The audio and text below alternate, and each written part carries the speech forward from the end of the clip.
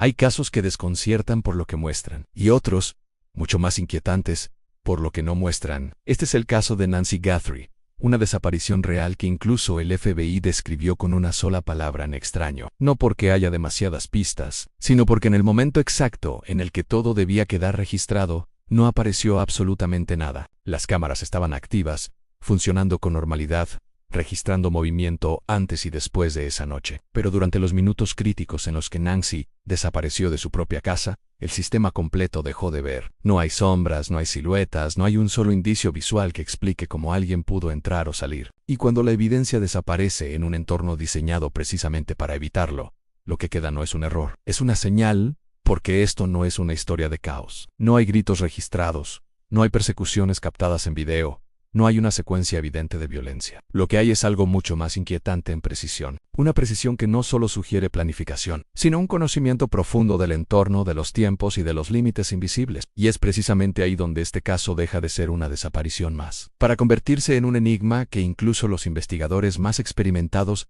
no han podido explicar. Todo comienza con una noche que, en apariencia, no tenía nada fuera de lo normal. Nancy Guthrie regresa a su hogar después de compartir con su familia. Es una rutina simple, cotidiana, sin señales de tensión ni indicios de peligro. Su estado físico, además, hace improbable cualquier desplazamiento voluntario significativo durante la madrugada. Cada detalle refuerza una idea clara en sí. Algo ocurrió, no fue una decisión tomada por ella. No hay preparación previa de su parte, no hay indicios de que estuviera planeando salir. No hay señales de que esperara a alguien, todo apunta en una sola dirección en intervención externa. Las horas pasan en silencio, y es entonces cuando la tecnología comienza a construir una línea temporal fragmentada. A la 1:47 de la madrugada, una de las cámaras principales de la propiedad es desconectada. No se trata de una falla técnica aleatoria, ni de un error de sistema. Es una intervención directa. Alguien manipuló ese dispositivo con intención, y lo hizo en el momento preciso en el que ese dispositivo podía convertirse en el testigo más importante. Minutos más tarde, otro sensor detecta movimiento, pero el registro visual no aparece. Solo queda la marca del evento, como una huella sin cuerpo, una evidencia que confirma que algo ocurrió sin revelar qué fue exactamente. Esa inconsistencia ya es suficiente para levantar sospechas. Pero lo que ocurre después eleva el nivel del misterio a un punto difícil de ignorar. A las 2:28 de la madrugada, el dispositivo médico de Nancy, conectado a su entorno digital, deja de transmitir. Esa desconexión representa el último rastro tecnológico de su presencia dentro de la casa. Es el punto final de una línea. Después de eso, todo se convierte en un vacío. Un vacío no solo físico, sino también digital. Como si, a partir de ese momento, Nancy simplemente dejara de existir dentro del sistema. Y como si la escena necesitara un último elemento inquietante. A las 2:36 de la madrugada, una cámara capta un vehículo desplazándose a una velocidad inusual. No hay identificación clara, no hay confirmación directa de que esté relacionado, pero su presencia lo convierte en una pieza imposible de ignorar. Es una anomalía dentro de otra anomalía, un movimiento que coincide demasiado bien con la ventana temporal como para ser descartado. Cuando los familiares llegan horas después, el escenario no presenta el tipo de desorden que uno esperaría en un evento violento. No hay signos evidentes de lucha prolongada, no hay objetos desplazados de manera caótica, pero hay detalles que no encajan. La puerta no está asegurada, los objetos personales permanecen intactos, el teléfono sigue en su lugar, la medication, esencial para su condición, no ha sido tocada, y sin embargo, hay algo que rompe esa aparente calma en sangre en la entrada. Ese contraste es lo que transforma completamente la interpretación del caso. Porque no se trata de una escena impulsiva, es una escena controlada. Cada elemento parece estar exactamente donde debe estar para no generar sospechas inmediatas. Y al mismo tiempo, hay suficiente evidencia para confirmar que algo ocurrió. Es una línea extremadamente fina entre lo visible y lo oculto, y alguien supo exactamente cómo caminar sobre ella. Los análisis forenses revelan que la sangre no presenta patrones de dispersión asociados a movimiento violento. No hay señales de arrastre. En cambio, las gotas son consistentes, con una fuente estática. Eso lleva a una conclusión inquietante. Nancy no salió caminando, no fue arrastrada.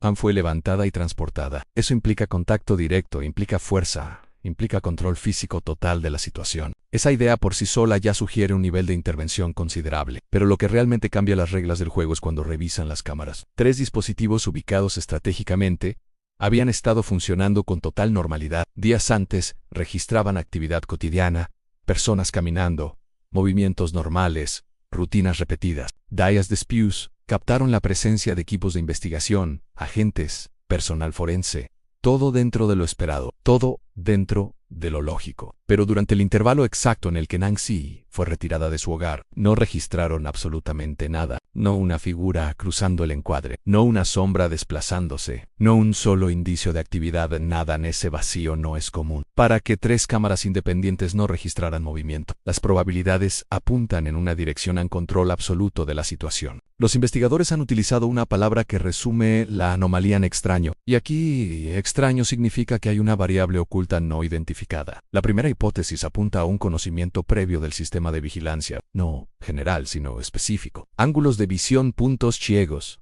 rango de sensores. Este tipo de precisión no se improvisa, requiere observación, tiempo y, en muchos casos, un acercamiento previo al lugar. Hay que entender la casa. Se ha confirmado que una figura similar captada anteriormente podría haber estado realizando exactamente eso. Han observando, han analizando, midiendo, han aprendiendo. Si eso es cierto, entonces lo ocurrido esa noche no fue improvisado, fue ejecutado. La segunda hipótesis introduce la posibilidad de coordinación. Más de una persona involucrada, alguien ejecutando mientras otro supervisa o controla variables externas. La tercera posibilidad se enfoca en la preparación previa, movimientos realizados días antes, pruebas del sistema, análisis de tiempos y rutinas. Pero hay una cuarta posibilidad, y es la que más inquieta a los investigadores, que no haya habido movimiento en las zonas cubiertas, no porque el sistema falló o alguien lo desactivó, sino porque el responsable nunca entró en esas áreas. Eso implicaría un nivel de control espacial extremadamente alto, un desplazamiento calculado al detalle, utilizando rutas fuera del alcance de los sensores. No es solo evitar ser visto, es saber exactamente dónde no ser visto, en qué momento moverse, y cuándo salir sin dejar rastro. Y ese tipo de comportamiento sugiere estudio y familiaridad con el entorno. Alguien que entendía el espacio físico y el sistema que lo vigilaba. El nivel de planificación detrás de la desaparición de Nancy Guthrie es aterrador, pero hasta el plan más perfecto tiene fisuras. Antes de adentrarnos en el único error que este fantasma cometió frente a la cámara, suscríbete al canal y activa las notificaciones, porque lo que viene ahora cambia por completo las reglas del juego, lo que deja una pregunta aún más inquietante flotando en el aire. ¿Hasta qué punto esta persona conocía ese lugar antes de actuar? ¿Y cuánto tiempo llevaba preparándose para una noche en la que nada debía ser visto? La pregunta no es solo cuánto conocía ese lugar, sino cómo obtuvo ese conocimiento, porque hay una diferencia enorme entre observar una propiedad desde el exterior y entender realmente cómo se comporta por dentro. No se trata únicamente de saber dónde están las cámaras, sino de comprender cuándo se activan, qué rango cubren, qué zonas quedan fuera, cuánto tiempo tardan en registrar movimiento y, sobre todo, qué patrones siguen durante una noche normal. Ese tipo de información no se deduce en minutos. Se construye, se estudia, se prueba, se ajusta con el tiempo hasta que cada variable deja de ser una incógnita y se convierte en una certeza. Y cuando alguien alcanza ese nivel de comprensión, deja de ser un observador y pasa a ser alguien que domina el escenario. Y eso abre una posibilidad que resulta aún más inquietante, en que la noche de la desaparición no fue el inicio del crimen, sino el final de un proceso mucho más largo, un proceso que pudo haber comenzado días, semanas o incluso meses antes. Cada visita, cada observación, cada instante frente a esa casa pudo haber sido parte de algo más grande, no un acto impulsivo, sino una secuencia planificada donde cada detalle fue considerado antes de ejecutarse. Un proceso donde se identificaron rutinas, se midieron tiempos, se analizaron hábitos, donde se entendió a qué hora se apagaban las luces, cuánto tardaba el silencio en instalarse por completo, cuando el entorno quedaba lo suficientemente estable como para que cualquier intervención pasara desapercibida. Porque cuando alguien logra moverse en un entorno vigilado sin dejar rastro, no está reaccionando, está siguiendo un plan que ya ha sido probado en teoría y ajustado en la práctica.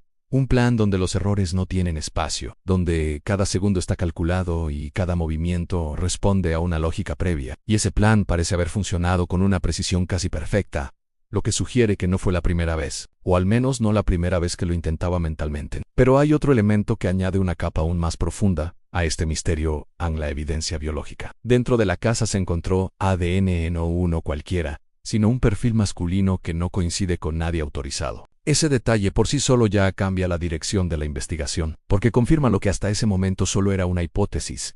Alguien más estuvo dentro de esa casa esa noche, alguien que dejó una marca física, invisible a simple vista. Sin embargo, lo realmente desconcertante es lo que ocurre cuando ese ADN es comparado con las bases de datos nacionales. No hay coincidencias a ninguna, no aparecen registros criminales, no está vinculado a delitos previos, no existe dentro del sistema tradicional de identificación forense. Es En términos prácticos, un perfil limpio. Y eso rompe una expectativa común dentro de este tipo de investigaciones, donde los responsables ya han dejado rastros anteriores. Eso no significa que sea imposible de identificar. Significa algo distinto. Significa que esta persona no ha sido capturada antes.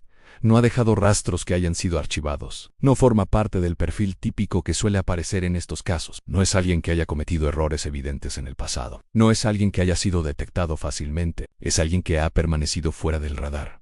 Hasta ahora. Y eso lo vuelve más difícil.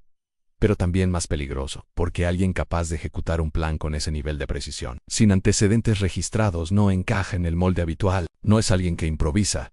Es alguien que calcula, alguien que entiende las consecuencias de cada acción, alguien que no deja cabos sueltos, o al menos no de forma intencional. Ante esa situación, los investigadores han recurrido a una herramienta que ha cambiado el curso de muchos casos, la genealogía genética. En lugar de buscar una coincidencia directa, este método analiza conexiones indirectas, fragmentos de ADN compartidos, construyendo poco a poco un mapa que puede llevar hasta una identidad concreta. Es como reconstruir un rostro a partir de ecos, siguiendo rastros que no son evidentes, pero que revelan una estructura completa. Es un proceso lento, meticuloso, inexigente, pero ha demostrado ser eficaz incluso en casos que parecían imposibles de resolver. Y mientras ese proceso avanza en silencio, hay otros detalles que comienzan a tomar relevancia. Detalles que, en otro contexto, podrían parecer insignificantes, pero que aquí adquieren un peso específico. Porque en un escenario donde casi todo ha sido controlado, cualquier pequeño desliz se convierte en una oportunidad. Durante el breve instante en el que el sospechoso fue captado en video, hubo un pequeño error, no un error evidente, pero sí una grieta en ese control casi perfecto. Un momento en el que la precisión se relajó lo suficiente como para dejar ver algo que no debía ser visto. Su muñeca quedó expuesta, y en esa fracción mínima de tiempo algo se hizo visible a una posible marca. Untagged no es una imagen clara.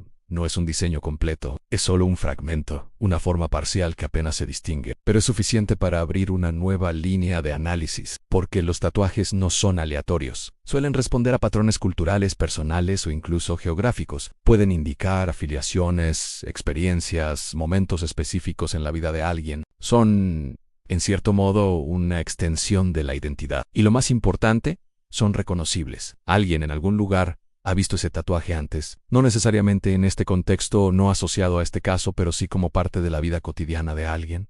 Y eso convierte ese pequeño detalle en una posible clave. No es una prueba definitiva, pero es una puerta. A eso se suma otro elemento aún más peculiar. Bajo el guante que llevaba puesto, se percibe la forma de un anillo. Puede parecer algo menor, un detalle sin relevancia aparente, pero en realidad es todo lo contrario, porque usar un anillo durante la ejecución de un acto como este no es lo común. La lógica indicaría eliminar cualquier elemento identificador. Sin embargo, en este caso, ese objeto sigue ahí. Eso sugiere algo más profundo.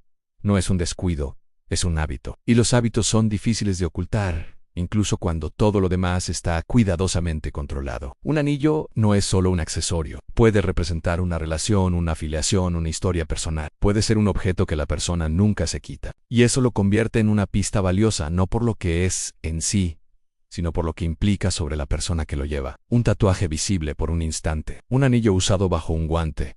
Dos detalles pequeños pero extraordinariamente específicos. Y en un caso donde casi todo ha sido cuidadosamente ocultado, esos detalles destacan aún más porque no forman parte del plan. Son residuos de la persona detrás del plan. Son fragmentos de humanidad dentro de una ejecución que parece casi mecánica, porque pertenecen a alguien real, a una persona que tiene una vida fuera de este evento, que se mueve en un entorno social, que interactúa con otros, que ha sido vista, reconocida, identificada en contextos completamente distintos, alguien que no es invisible, solo no ha sido conectado todavía con este momento. Y ahí es donde la investigación entra en una dimensión aún más compleja. No se trata solo de encontrar a alguien que encaje. Se trata de encontrar a alguien que, en su vida cotidiana, dejó señales que ahora cobran un nuevo significado. Cambios de comportamiento, alteraciones en su rutina, decisiones que pudieron parecer insignificantes pero que vistas en retrospectiva, encajan dentro de un patrón. Antes de un evento de este tipo, es común que existan señales, no necesariamente obvias pero sí perceptibles para quienes están cerca.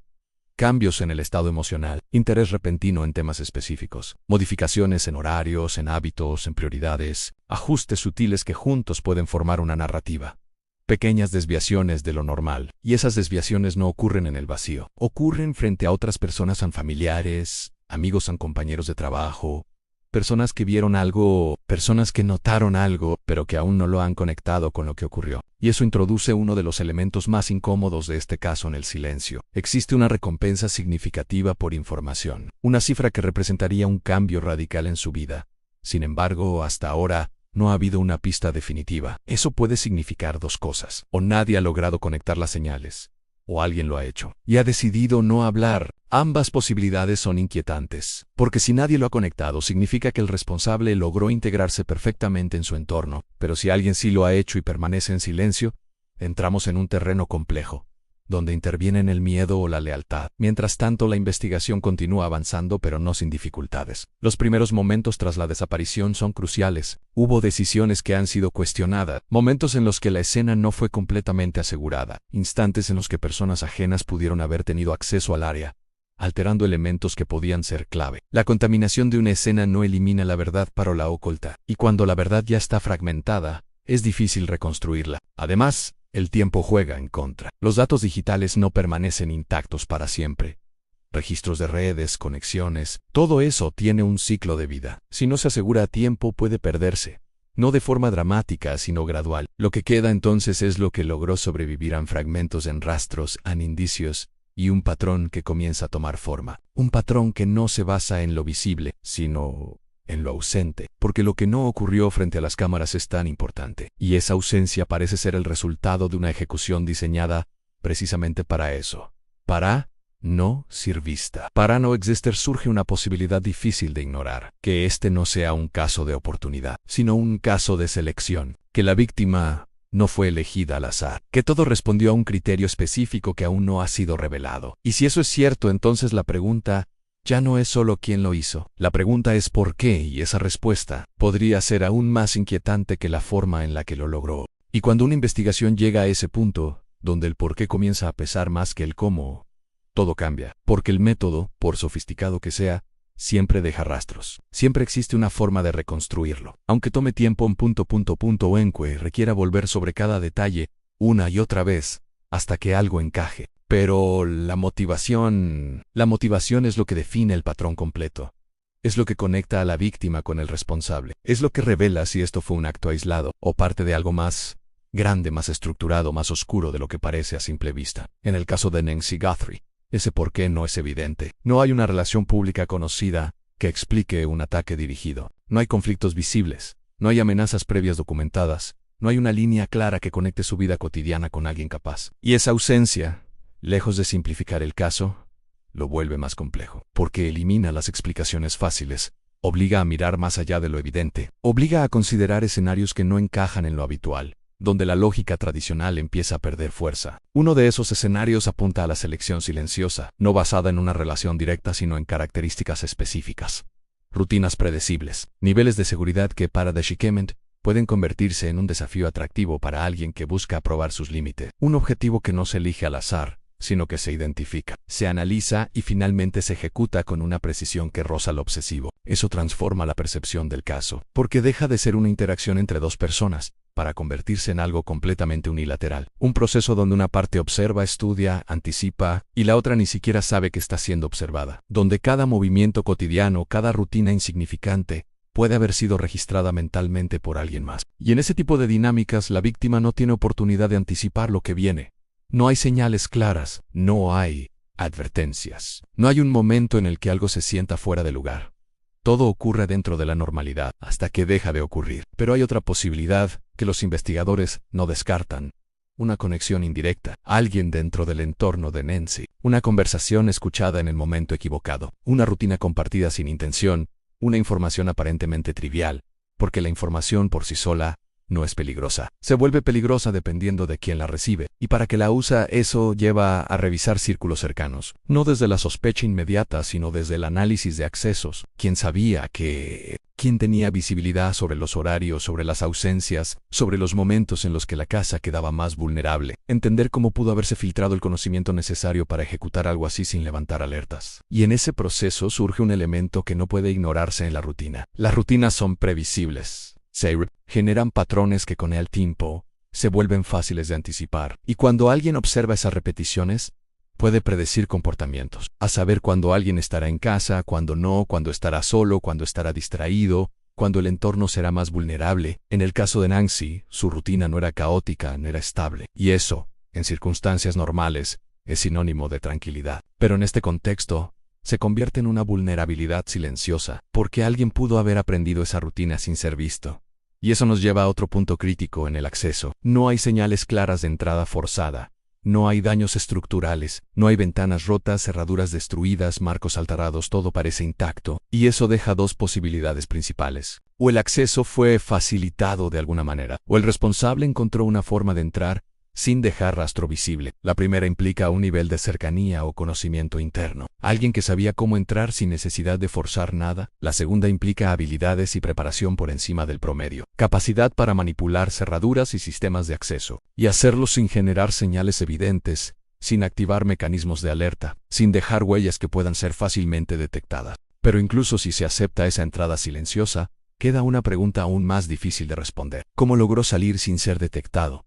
Porque entrar es una parte del problema. Salir con una persona sin activar sensores, sin aparecer en cámara, sin dejar rastros visibles, eso es otra cosa completamente distinta. Eso requiere no solo conocimiento del entorno, sino control absoluto del tiempo. Saber exactamente cuánto margen existe antes de que algo cambie, antes de que alguien note algo fuera de lugar, antes de que el sistema vuelva a registrar actividad o recupere su comportamiento normal. Y eso sugiere que el responsable no solo conocía el espacio, conocía el ritmo del espacio. Sabía cuándo actuar, sabía cuánto tiempo tenía y sabía cómo desaparecer dentro de ese margen. A medida que los investigadores profundizan en estas posibilidades, comienza a surgir un patrón más definido, no en términos de identidad, sino en términos de comportamiento. Un perfil que no se construye a partir de quién es la persona, sino de cómo actúa, de cómo piensa, de cómo toma decisiones bajo presión, de cómo responde ante variables que podrían alterar su plan. Y ese perfil apunta a alguien metódico, paciente, capaz de esperar el momento adecuado sin precipitarse, alguien que no necesita improvisar porque ya ha considerado múltiples escenarios antes de actuar, alguien que no se deja llevar por la urgencia, sino que la utiliza a su favor como una herramienta más dentro de su estrategia. Pero incluso dentro de ese perfil,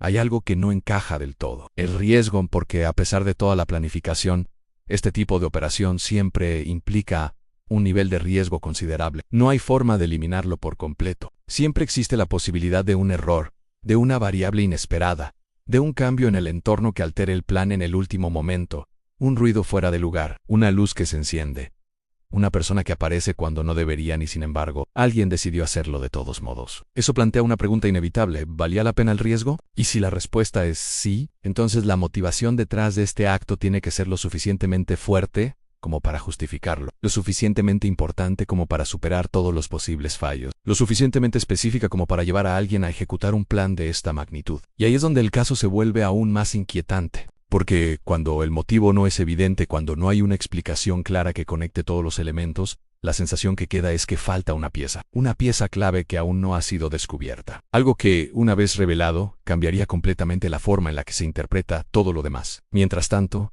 hay otra línea de análisis que comienza a tomar fuerza en la posibilidad de que este no sea un evento aislado, no necesariamente en el sentido de múltiples víctimas confirmadas, sino en el sentido de comportamiento repetido, de patrones que podrían haberse manifestado antes, intentos fallidos en observaciones previas, pruebas que no llegaron a convertirse en eventos completos, pero que formaron parte del aprendizaje necesario. Porque alguien no alcanza este nivel de control de la noche a la mañana, se construye, se perfecciona, se repite hasta que funciona. Y en ese proceso, es posible que hayan existido otros momentos en otros lugares, otras circunstancias donde el mismo patrón estuvo presente, pequeños incidentes que pasaron desapercibidos, comportamientos extraños que no fueron conectados entre sí.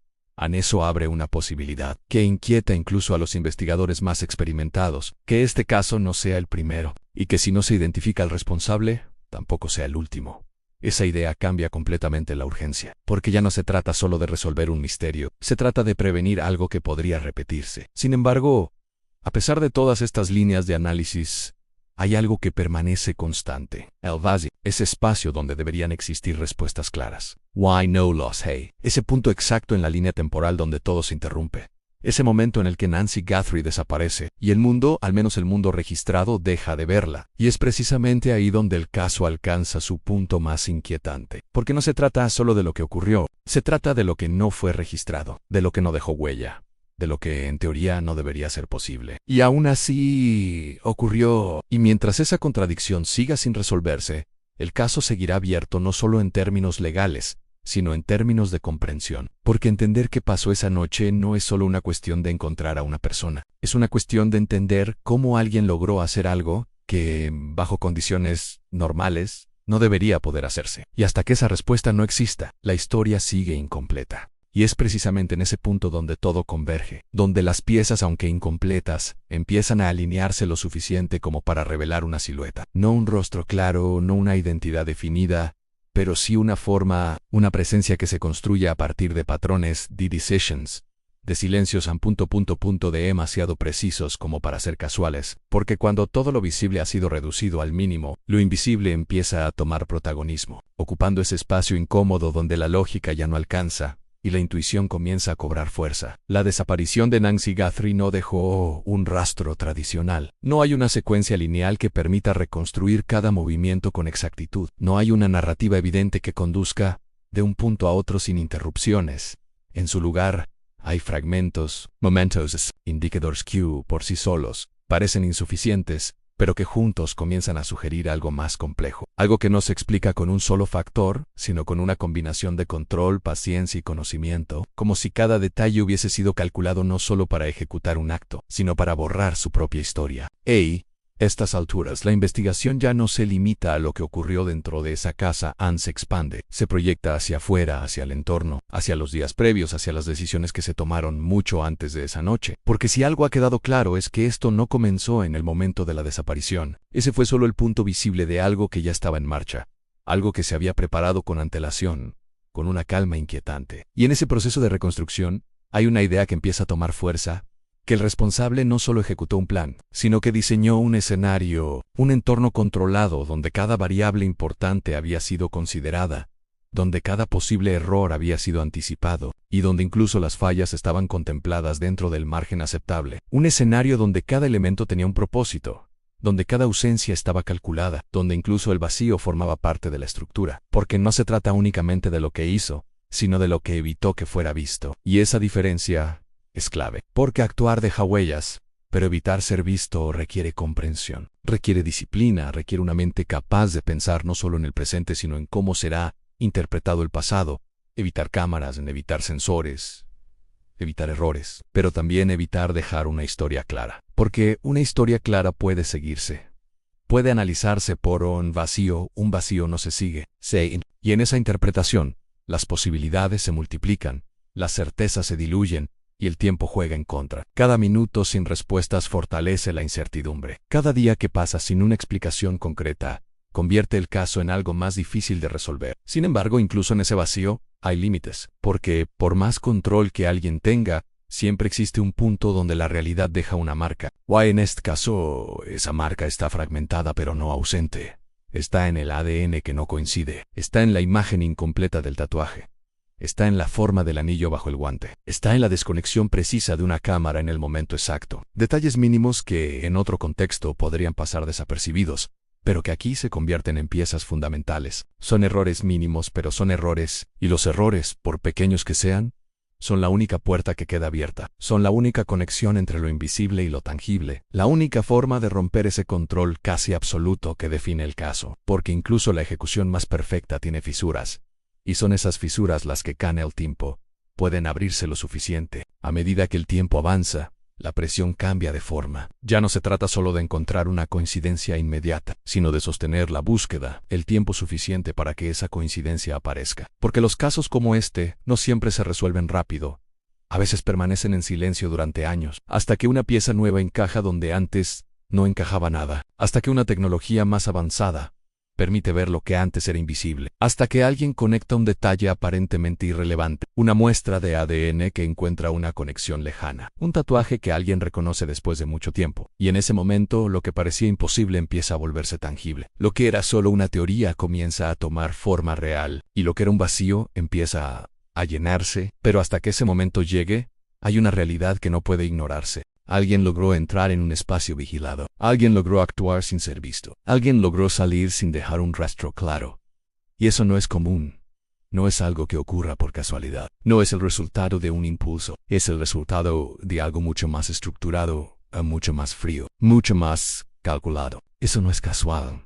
Eso no es improvisado. Eso no es fácil de repetir, pero tampoco imposible. Esa es la parte que más inquietante, la que permanece en la mente incluso después de analizar todos los detalles. Porque si fue posible una vez, bajo las condiciones adecuadas, entonces existe la posibilidad de que pueda volver a ocurrir. No necesariamente en el mismo lugar, no con la misma víctima, pero sí bajo el mismo principio. El control absoluto del entorno, la manipulación de lo visible, la creación de un vacío donde debería haber evidencia. Y eso cambia la naturaleza del caso, porque deja de ser solo una historia del pasado para convertirse en una advertencia, una señal de que incluso los sistemas más avanzados tienen límites, de que la seguridad no es absoluta, de que siempre existe alguien capaz de observar, aprender y encontrar las grietas. Una advertencia sobre los límites de la vigilancia, sobre la falsa sensación de seguridad que puede generar un sistema que lo ve todo, porque este caso demuestra que no se trata de tener cámaras. Se trata de que alguien puede aprender a moverse entre ellas. Puede aprender sus tiempos, sus ángulos, sus puntos ciegos. Puede aprender a evitarlas, puede aprender a anticiparlas, puede aprender a desaparecer. Y esa idea es la que mantiene el caso abierto, no solo en archivos, sino en la mente de quienes lo analizan. Porque cada nuevo detalle gira alrededor de la misma pregunta que sigue sin respuesta. ¿Cómo se ejecuta algo así sin dejar una secuencia visible? ¿Cómo se controla un entorno sin cometer un error evidente? ¿Cómo se construye un plan que incluso después de ser analizado, sigue sin revelar completamente su estructura? Pero quizás la pregunta más importante no es esa. Quizás la pregunta más importante sigue siendo la misma de siempre. ¿Por qué? Porque detrás de toda esta precisión, de todo este control, de esta ausencia construida, hay una decisión, una intención, un motivo que aún no ha sido revelado. Y ese motivo no solo explica el acto, lo define, le da sentido, lo convierte en algo más que un evento aislado. Y ese motivo es la última pieza, la que conecta todo, la que explica por qué Nancy Guthrie, entre todas las posibles variables, fue el punto elegido. Porque en casos como este, nada ocurre al azar. Ni el momento, ni el lugar, ni la forma. Todo responde a algo, todo tiene una razón, aunque esa razón aún permanezca oculta, algo que todavía no ha sido descubierto. Hasta que esa respuesta aparezca, el caso seguirá suspendido entre lo que se sabe y lo que aún permanece oculto, donde la lógica intenta imponerse, pero el vacío sigue siendo más fuerte, donde cada avance abre nuevas preguntas, donde cada intento de explicación revela lo mucho que falta por entender, donde la historia no termina, solo se detiene. En ese silencio, en ese espacio sin imágenes ni registros, es donde este caso encuentra su forma más inquietante. No es solo una desaparición, no es solo un evento sin explicación, es una ausencia construida con precisión. Es un evento que desafía lo que creemos entender sobre vigilancia. Es la prueba de que lo imposible puede volverse real. Mientras ese vacío no pueda llenarse con una explicación completa, la historia de Nancy Guthrie no tendrá un cierre real. Seguirá siendo un caso abierto, no solo para la ley, sino para cualquiera que intente entender cómo alguien desapareció sin dejar rastro. Casos como el de Nancy nos recuerdan que la verdadera oscuridad no siempre hace ruido, a veces simplemente sabe cómo no ser vista. Si esta historia te dejó pensando, presiona el botón de suscribirse y acompáñame en el próximo caso. Deja en los comentarios tu teoría. ¿Crees que fue alguien del entorno o un depredador selectivo? Te leo en los comentarios.